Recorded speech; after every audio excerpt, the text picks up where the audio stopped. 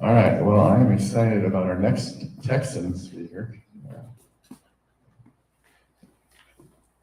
He's a professor at the University of Dallas. He's been a longtime party member, been active, and had the pleasure of seeing him at some events before.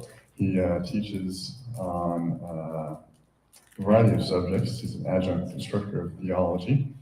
He's the author of 2 books. I believe he's the author of more than 2 books. The Vocation of Business, Social Justice in the Marketplace, and The Vocation of Business, The Theory and Practice of Social Justice. He's also got a book on distributism, which is excellent. I'm glad that he's joined us for this convention and can speak on social justice.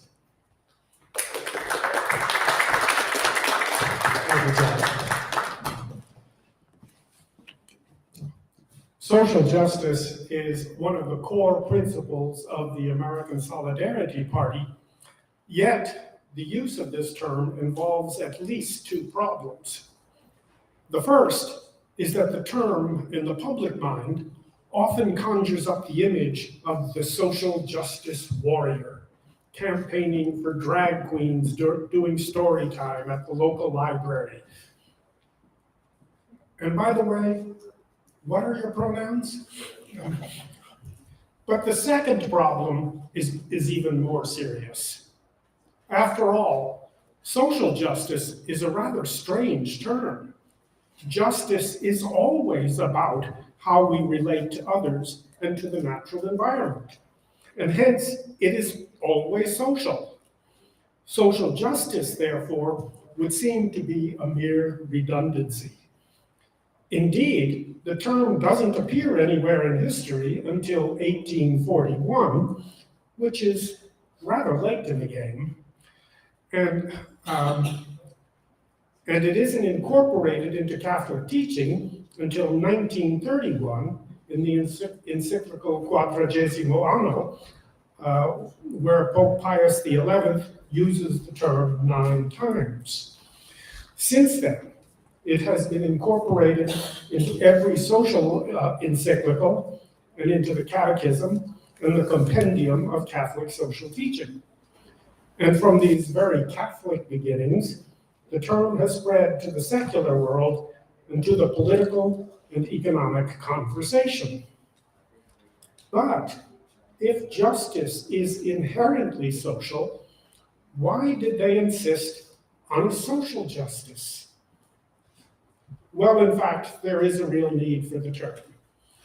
Under the twin influences of individualism and liberalism, that is, capitalism, justice became privatized. Just each person's private opinion, but with no social import. And so, while we could talk about each individual's actions as just or unjust, political and economic systems were scientific and no more subject to ethical considerations than were, say, chemistry or physics. The ancient discussion of political economy, which goes back at least to Aristotle, was separated into the sciences of economics and politics, both of which could now be reduced to mathematical calculations, and such calculations leave no room for ethics. This is to say, so justice lost its social character to become just another private fantasy, and a fantasy with no social, political, or economic meaning. With this in mind, I think we can describe social justice as the application of the 3 kinds of justice, distributive, commutative, and legal, to social, political, and economic questions. See if I can turn the page and then keep along like this. To social and political economic institutions.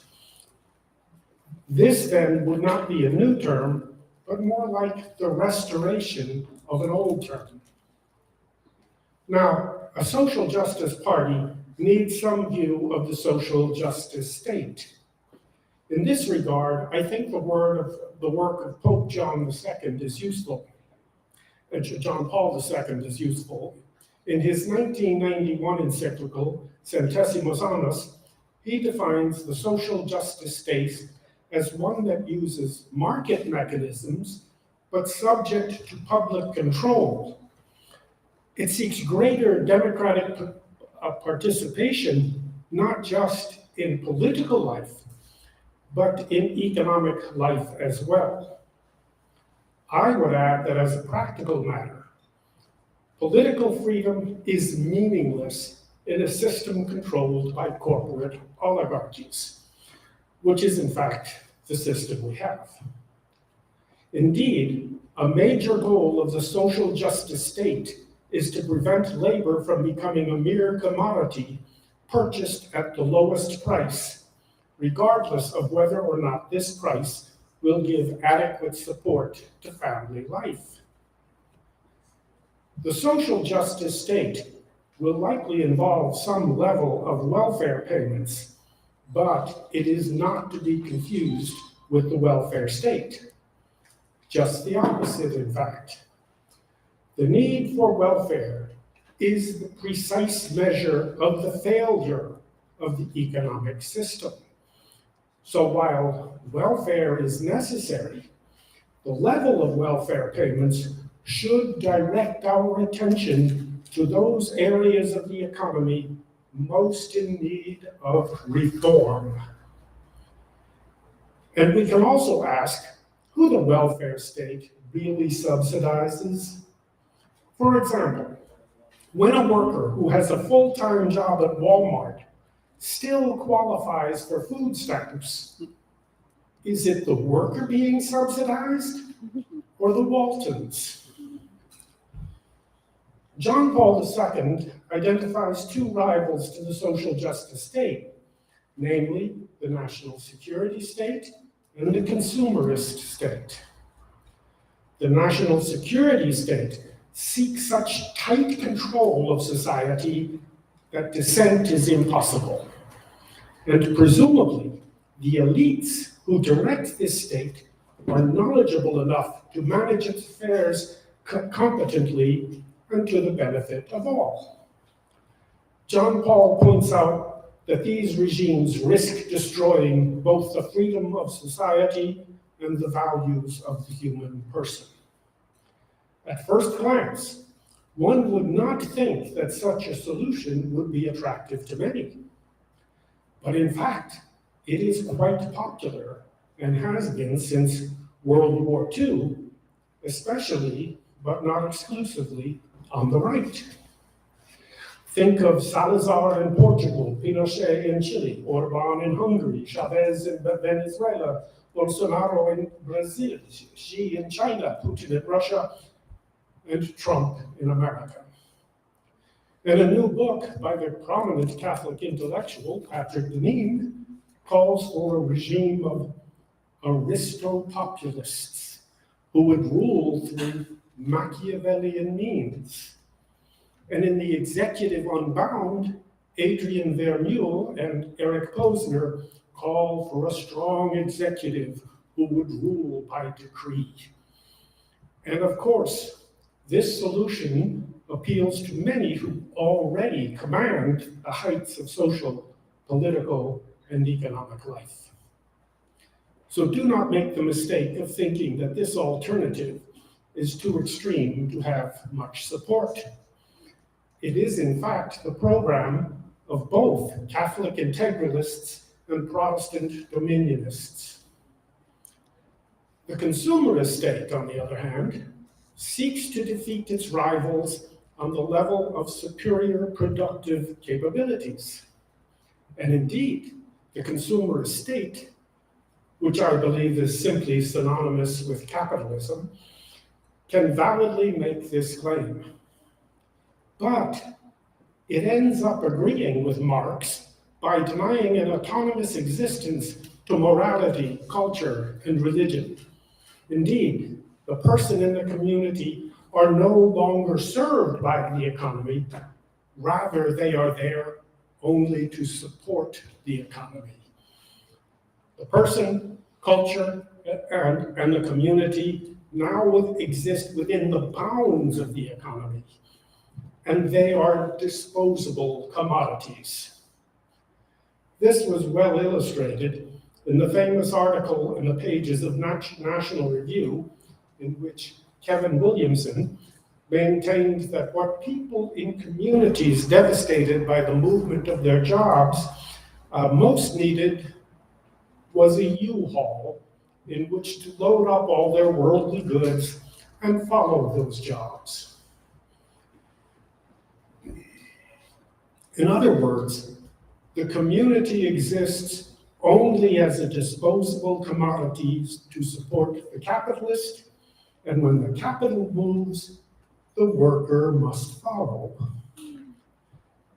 It should be pointed out to Mr. Williamson that if the worker must follow the jobs in a U-Haul, he will find that the U-Haul charges between Youngstown, Ohio, and Dhaka, Bangladesh, are quite impressive. My good friend Thomas Leaf defines social justice as the virtue by which people work in concert to make commutative and distributive justice expected and actual. I like this definition. And I note that if it is a virtue, then it is also a practice. And a practice needs goals. And I would suggest 4 goals for the practice of this virtue, the first 3 of which come from Philip Blond of the Red Tory movement, which is sort of the British version of the American Solidarity movement.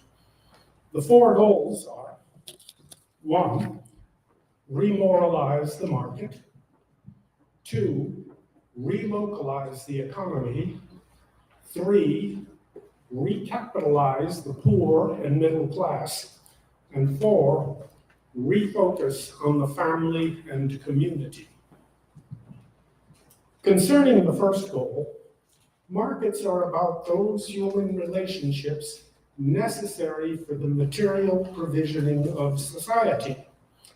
And as a set of human relationships, it does not and cannot avoid moral standards, either virtuous or vicious standards.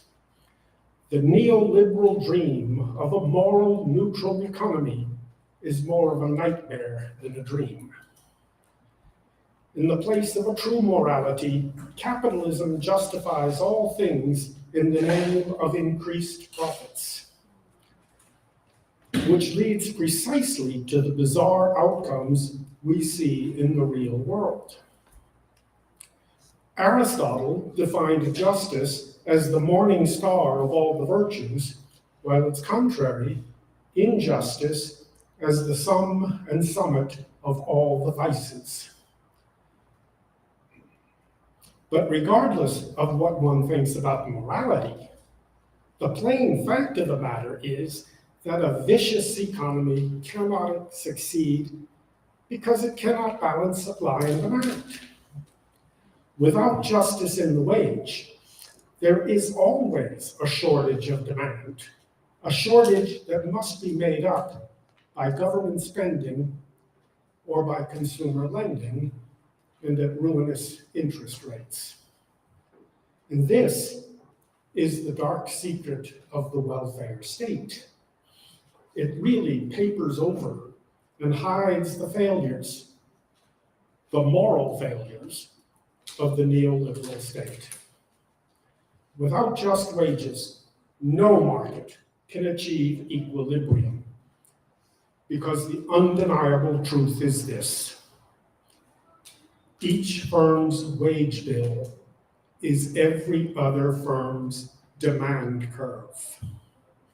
You cannot force down wages and outsource work and expect that demand will keep up with supply. It is simply a mathematical impossibility. The next goal is to relocalize the economy, which is not in any way anti-trade or even anti-globalism. On the contrary, since no person, no state, and even no region can be totally self-sufficient, trade is a necessity. Man is made for trade, and no one can live without it. Furthermore, trade is part of the universal destination of goods. The gifts of God, the natural resources like oil or minerals or abundant farmlands are meant for all. But they are distributed to different regions, and only globalized trade can make them available to all. However, it must be real trade. When our capitalist seeks lower wages in foreign climes for things we could easily make locally, that is not trade. That's an arbitrage of labor rates, and one that brings poverty to the people of both countries, even as it enhances the wealth of the rich in both countries.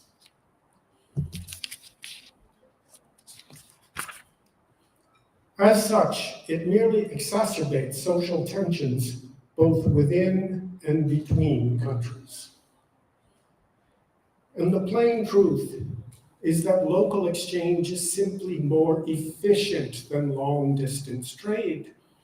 Indeed, without the vast subsidies given to the transportation system, a lot of long-distance trade would simply be uneconomic. But the real reason for localizing and regionalizing trade is that it works against global monopolies and cartels, on the one hand, and strengthens the opportunities for small and medium-sized businesses on the other. And in diversifying local and regional economies, we enrich both the economic and social life of the community and provide more diverse opportunities for our children.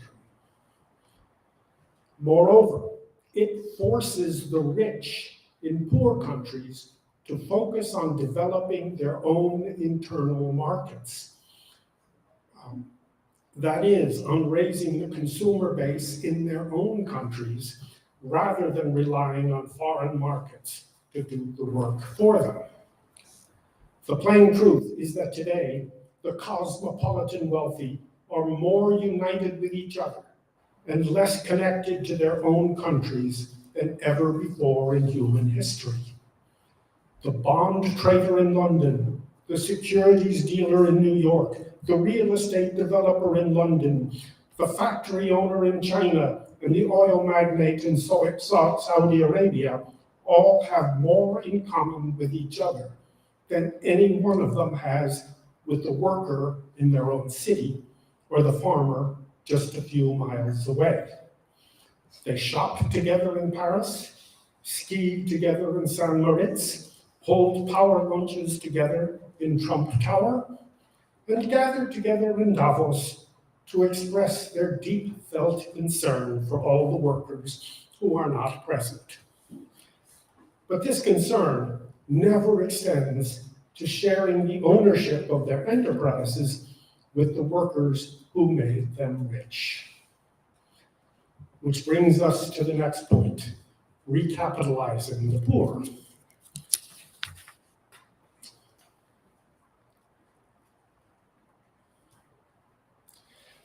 The extent to which the poor have been decapitalized can be seen in the growing divisions between wealth and poverty, a division that has reached levels not seen since the end of the 19th century.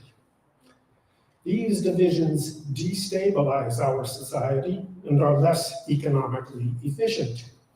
Indeed, we burden our children under a vast weight of debt even before they start life in earnest, and then expect them to found families, buy houses, and open businesses. It is an impossible task. And while there are many who are vocal that say student debt must remain, no matter how destructive it is in terms of forming new families, these same people raised no objection to debt forgiveness on a massive scale for the rich. For example, after the 2008 crash, the Federal Reserve Bank bought up 4.2 trillion, yes, that's trillion with a T, in the toxic mortgage-backed securities that had caused the problem. That is to say, they forgave the debts of the people who had caused the problem, while at the same time, they foreclosed on 6 million homes. So the rich won at both ends. Their own debts were cleared, while they got a new infusion of cash to buy up the homes of all the people who had been foolish enough to trust them. Some called it, and accurately I think, socialism for the rich and capitalism for the rest. But be that as it may, it was perhaps the largest wealth transfer from the poor to the rich in human history outside of an actual military conquest. We need to reverse this wealth transfer, and that right soon. We need to encourage employee ownership, empower the Fed to make loans for employee buyouts of firms and at low interests, establish usury laws, encourage local and regional business production and distribution systems in preference to globalized capital transfers. Finally, we need to refocus the economy on the family and the community. And I think this starts with the way we measure progress in the economy. Currently, the only method we have of doing this is by noting changes in GDP, which is supposed to correlate with changes in output. But this is deceptive. GDP does not, in fact, measure output. It measures the costs of the output. Let me give a concrete example. When a mother cooks dinner for her family, no change is recorded in the GDP. But when she takes the family for dinner at McDonald's, the GDP goes up by that same amount. And when women migrated from working in the home to working for wages, there was a rapid increase in GDP as, you'll pardon the expression, women's work became monetized, with increased expenses for childcare, home cleaning, meal preparation, etc. But there was no real increase in output. No more diapers changed, meals prepared, homes cleaned, children educated, etc. The measures we should be looking at are health statistics, particularly among children, crime rates, rates of addiction, a sure sign of social despair, life expectancy, rates of home ownership, consumer debt, etc. Changing the statistics we consider important will refocus the discussion and allow us to make informed judgments about the health of the American family and the American community. Time does not permit me to discuss the practical programs necessary to implement these goals. But I do believe that focusing on these goals will allow us to build a social justice state that has always been the goal of this party. And I would like to thank Jack Turnan for inviting me to speak to you today, and to thank you for your kind attention. And I will be glad to take any questions that you might have. Thank you.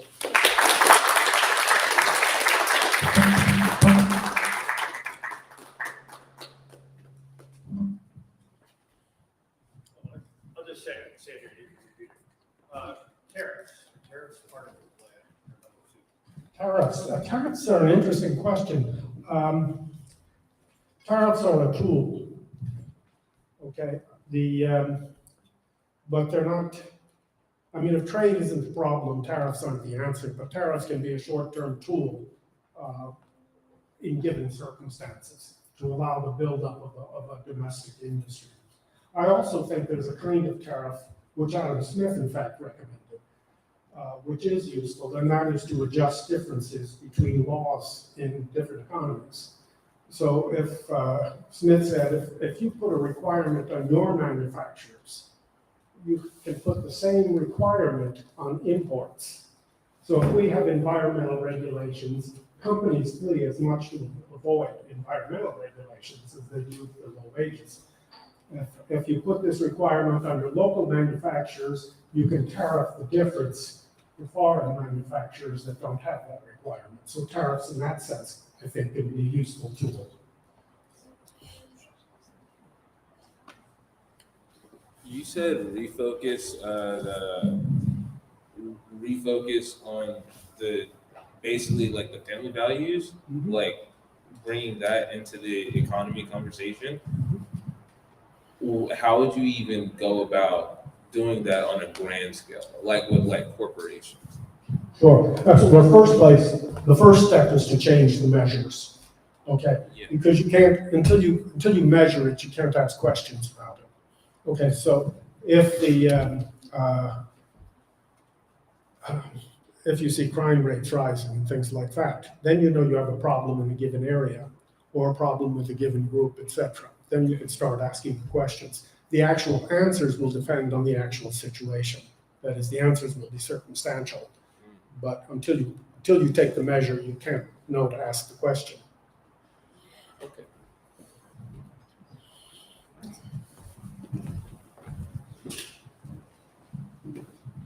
In terms of diversifying the local economy, what are some, are there any sectors of industry in particular that you think are important or ripe for inclusion and expansion at a local level? Well, again, that's always circumstantial. It depends on what abilities you have in a given area, what level of education, what natural resources. But there's one obvious example right now, and that is computer chips, okay, which we've sort of sent over to Taiwan. But you can build a chip factory anywhere, silicone being fairly widely available. Okay, so we need to rebalance that market sector for sure, and everybody will concede that. But I think it's just as important as to rebalance the clothing market, for example. Okay, the mills of the Carolinas used to produce most of our clothing, and I do not resent the Indians or anybody else for moving into that market, but we need to have a balance. So again, it depends on the circumstances, but there's some general things we can say.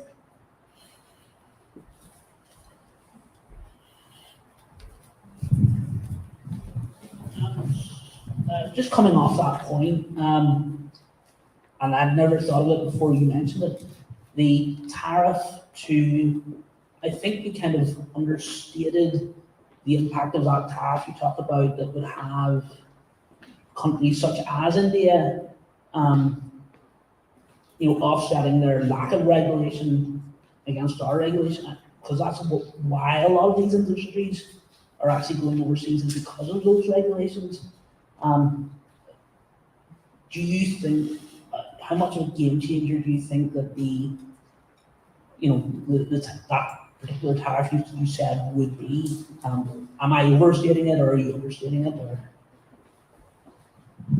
I am not giving a number to it at all. I mean, to be honest, I don't have enough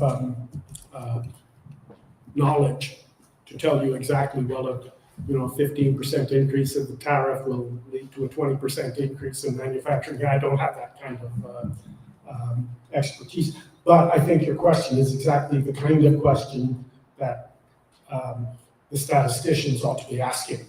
Okay, so I think that's the kind of question you have to ask to direct the attention towards both the problem and its solutions.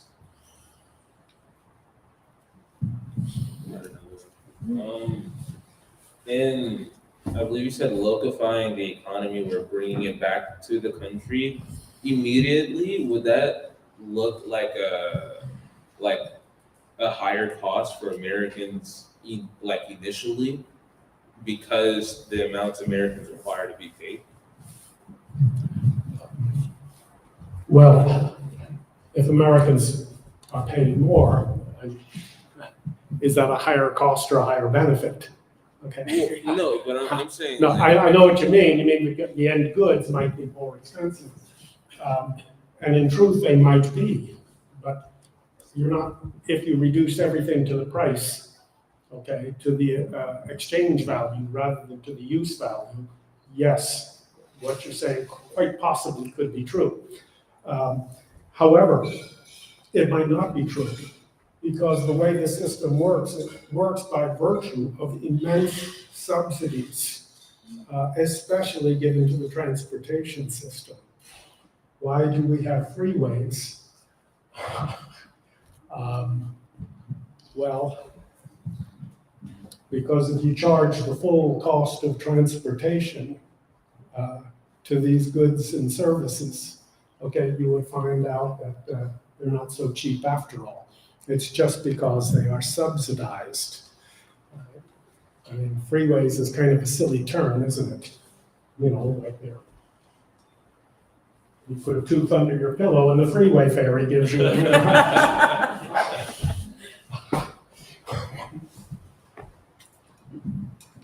So thinking globally, if we were to make the economy in like the UK, because you mentioned the Victorias, or here local, I think of the consequences that would have globally in other contexts, and how would you stop the extraction from other economies? Like, yeah. Excellent question. I think it relates to a question that was asked previously, and that is, you put Adam Smith's answers that you put the same requirements on imported manufacturers that you put on your own products. So if the cost of the added environmental cost of this product in the United States is whatever, $1, or 10% of the cost, whatever it might be, then you put that 10% on the imports from countries that don't have those regulations. So that's not really a tariff, that's just leveling the playing field. All right, thank you all very much. Thank you very much.